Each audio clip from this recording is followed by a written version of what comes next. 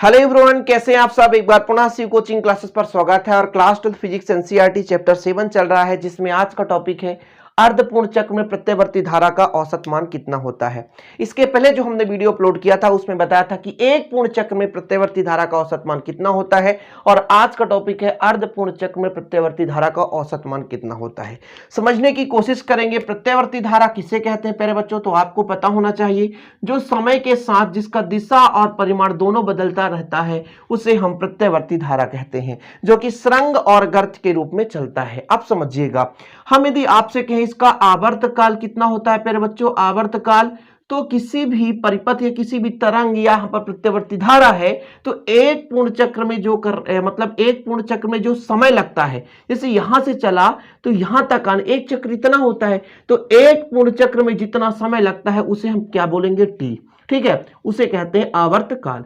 आवर्तकाल का जो फार्मूला होता है 2 पाई अपान ओमेगा होता है, या ओमेगा बराबर 2 पाई अपान टी होता है। यह चीज हमको काम आएगा, ओमेगा बराबर 2 पाई अपान टी।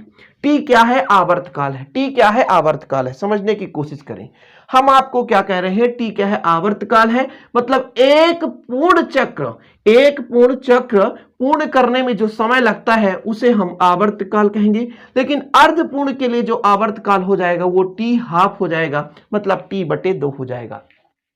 हम इसके पिछले वीडियो में एक पूर्ण चक्र के लिए हमने निकाला था औसत मान, और आज के इस वीडियो में छोटा सा वीडियो है जिसमें अर्धपूर्ण चक्र में मतलब धारा यहां से 0 से स्टार्ट किया और t/2 समय लगाने में कितना धारा का मान आया उसका औसत मान निकालेंगे। मतलब अर्धपूर्ण चक्र में, एक पूर्ण चक्र मतलब यहां तक, और अर्धपूर्ण मतलब आधा पूर्ण करने में जो समय लगा उसे हम अर्धायुकाल कहेंगे। इसी के लिए हम निकालेंगे प्यारे बच्चों क्या, व्यंजक। चलिए इसको क्लीन करते हैं और आगे देखते हैं अर्धपूर्ण चक्र में। ओके, चलिए तो यहां पर लिखेंगे माना प्रत्यवर्ती धारा को निम्न समीकरण द्वारा प्रत्यवर्ती धारा को निम्न समीकरण द्वारा व्यक्त किया जा सकता है। प्रत्यवर्ती धारा का समीकरण बताएंगे आप। I बराबर होता है I0 sin omega T. I बराबर I0 sin ओमेगा टी समीकरण एक, जहां ओमेगा क्या है, कोणीय आवृत्ति है। इस ओमेगा की फिर वैल्यू हमें जरूरत पड़ेगी। हमने क्या कहा, एक पूर्ण चक्र में जो समय लगता है उसे आवर्तकाल कहते हैं, और आवर्तकाल से हमने ओमेगा का मान निकाला 2 पाई अपान टी।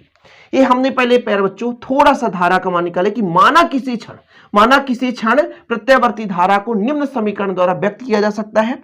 अब धारा किसे कहते हैं, धारा क्या कहलाता है प्यारे बच्चों, तो आवेश बटे समय, यानी समय के साथ आवेश में कितना परिवर्तन होता है उसे धारा कहते हैं। यानी धारा आई हो, आवेश अल्प हो dq, समय dt हो, तो यहां से आप निकाल लेंगे dq बराबर I इंटू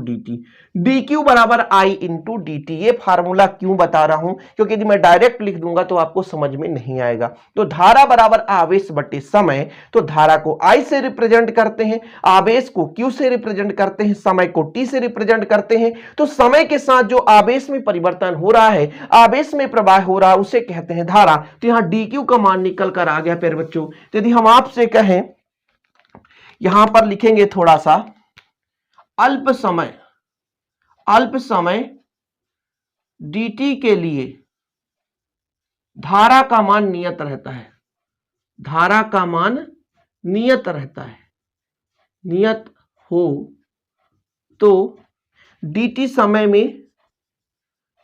समय में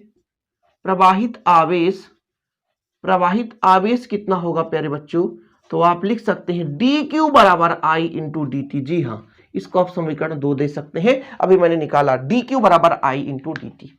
ये अल्प समय में आवेश प्रवाह है। अब हमको निकालना क्या है, अर्धपूर्ण चक्र में प्रत्यवर्ती धारा का औसत मान। क्या, अर्धपूर्ण चक्र में प्रत्यवर्ती धारा का औसत मान। तो आगे लिखेंगे अर्धपूर्ण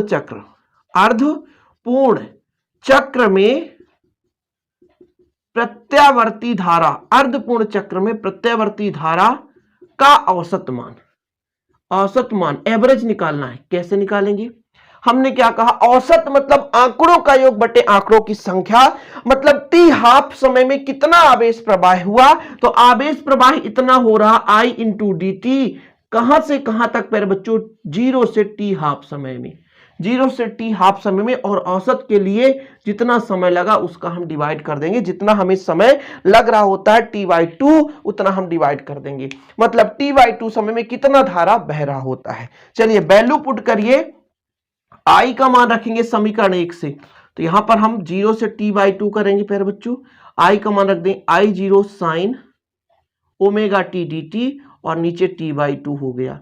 कहां से हमने लिया, तो समीकरण 1 से, इसलिए जरूरत पड़ता है यहां पर हम समीकरण 1 से ले दिए।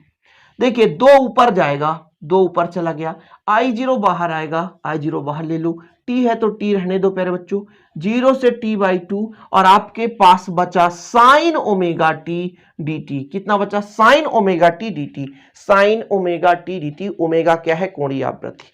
हमने क्या किया है, I का वैल्यू रखा है यहां से, क्योंकि हम पहले भी बताए पर बच्चों, आवेश प्रवाह की धारा को, आवेश प्रवाह की दर को धारा कहते हैं। हम ये कह रहे हैं 0 से t/2 में कितना आवेश प्रवाह हो रहा है, तो ये तो आवेश है, देख सकते हैं dq I into D T, ये आवेश है। 0 से t/2 मतलब यहां से यहां तक में कितना आवेश प्रवाह हुआ, वही तो धारा है।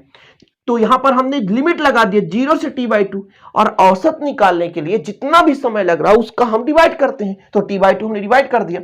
I का मान है I0 साइन ओमेगा टी, तो I का मान समीकरण 1 से रख दिया, I0 साइन ओमेगा टी, जो भी कांस्टेंट है उसे हमने बाहर ले लिया, जो हर का हर है ऊपर जाकर मल्टीप्लाई हो गया, t/2 है ना, तो 2 ऊपर कर दिए, तो 2 ऊपर हो गया, t नीचे ही है। इतना क्लियर। अब आपसे यदि हम कहें कि समाकलन बताओ, तो समाकलन कितना होता है प्यारे बच्चों, देखिए साइन का होता है कास, साइन का होता है कास, लेकिन ऋण में होता है, और जो भी कांस्टेंट है उसे नीचे रख दो, पर ध्यान यह देना है कि आपका अपर लिमिट t/2 और निम्न आपका कितना है, 0, यानी 0 से t/2 के बीच आप निकाल रहे होते हैं। चलिए पहले हम माइनस को कॉमन ले लेते हैं प्यारे बच्चों, तो माइनस कॉमन ले लेंगे तो कितना आ जाएगा, 2I0 अपान टी, जी हां, तो आपके पास बचने वाला है cos omega t upon omega, omega को भी आप बाहर ले लो, तो यहां से ओमेगा बाहर आ जाएगा, तो आपके पास कास ओमेगा टी बचा। फिर आपके पास प्यारे बच्चों कितना, 0 से t/2, फिर आप लिमिट रख दें,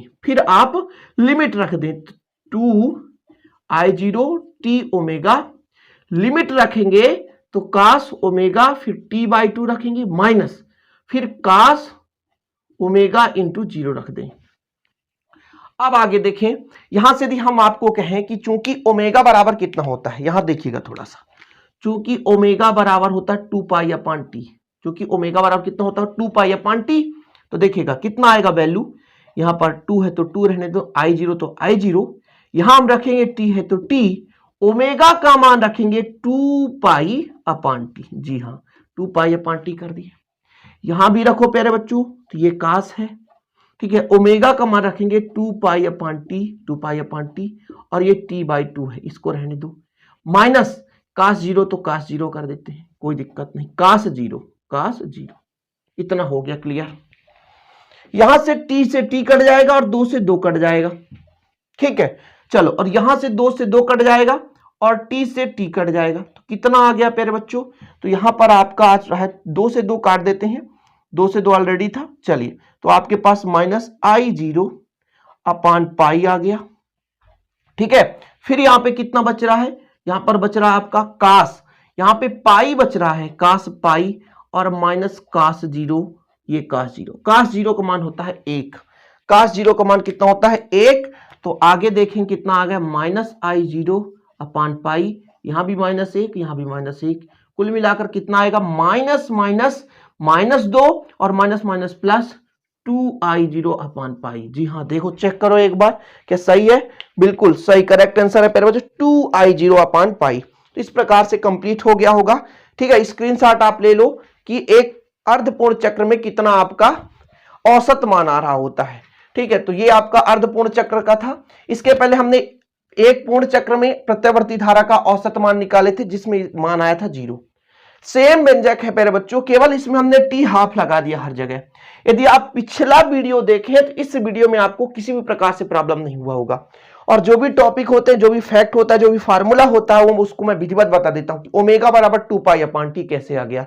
टी बराबर होता है 2 पाई अपान ओमेगा। टी क्या है? आवर्तकाल है। एक पूर्ण चक्र में लगा समय टी होता है आवर्तकाल।